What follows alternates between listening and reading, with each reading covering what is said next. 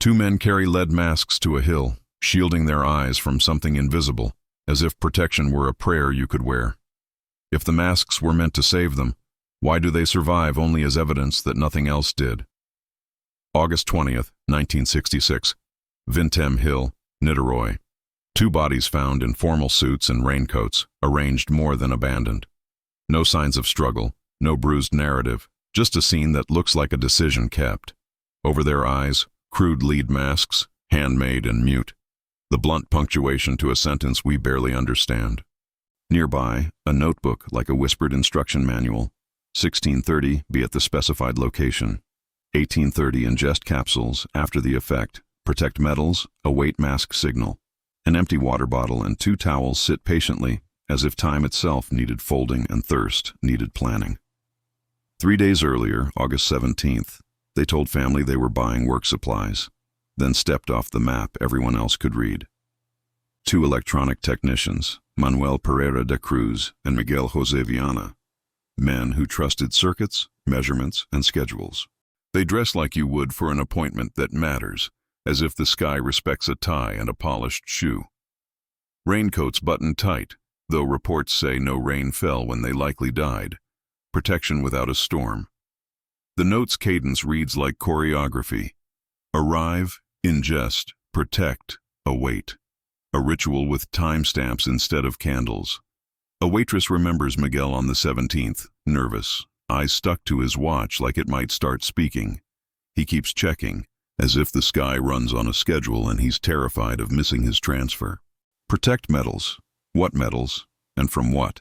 The phrase clangs against reason and sparks theories.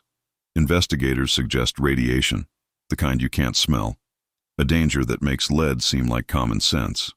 Lead masks mute light or something like it. A homemade shield against an event imagined too bright to survive. But the autopsy arrives too late. A weekend backlog turns bodies into unspeaking archives, toxicology into rumor. No definitive cause of death. A blank diagnosis that invites certainty's enemies to move in. Capsules are mentioned, composition unknown, the effect expected, the aftermath unplanned. Were they psychedelic windows or poisonous exits? Both doors look similar from the hallway of hope. What we can read in the scene is preparation, not panic. A controlled experiment, however misguided.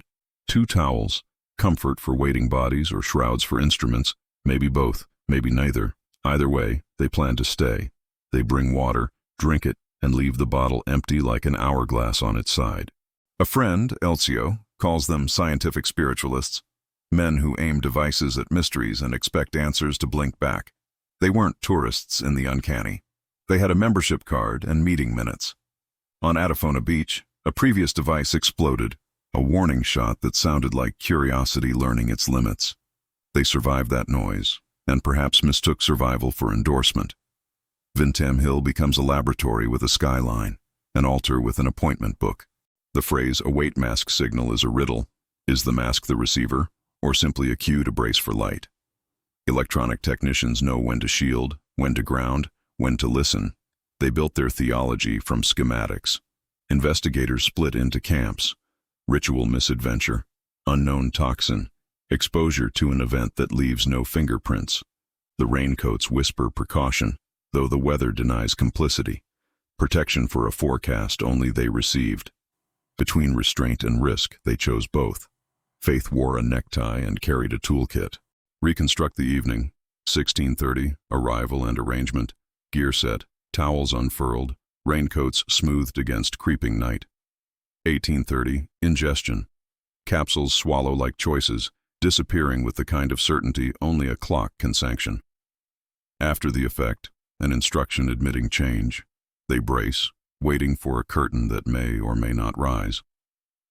Await mask signal, the moment to shield sight, or the signal that the mask itself would somehow deliver. If the signal was invisible, perhaps they expected it to sound inside them, a voltage tickling the soul. If it was visible, a flash could have been the messenger, dangerous to metal and eyes but generous to belief. The coroner's delay becomes a co-author. Decomposition dissolves data, and the cause of death evaporates into context.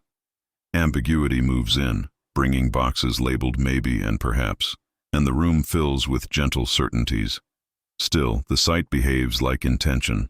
Nothing is strewn, nothing panicked, everything patient. These are not the fingerprints of violence. They are the fingerprints of waiting.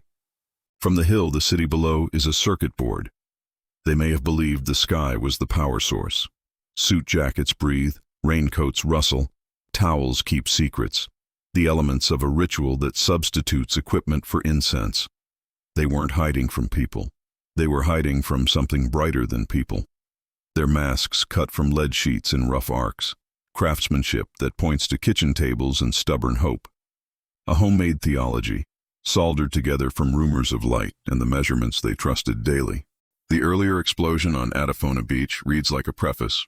Experiments can make noise, and sometimes the noise answers back. Vintém Hill is the sequel in which sound becomes silence and silence becomes final. Without toxicology, we read the margins. The note's verbs become suspects, and the times become alibis. Arrive, willing, ingest, consensual, protect, careful, await, devout, each step a mirror reflecting intention. What is belief without a test, and what is a test without risk? They appear to have asked both. The waitress's metronome memory, he kept checking his watch, ticks through this reconstruction like a heartbeat. Family hears work supplies and watches doors close behind men who believed they were opening one. Protect metals returns, a refrain. Technicians respect instruments the way sailors respect compasses. If you expect radiation, you shield.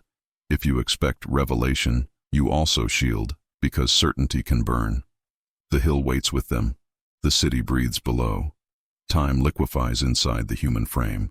If the capsules widened perception, perhaps galaxies crowded their gaze, and the mask was mercy. If the capsules were toxic, timing turned out to be a blade. The schedule kept, the bodies couldn't. Either way, the record holds the same line. No definitive cause of death.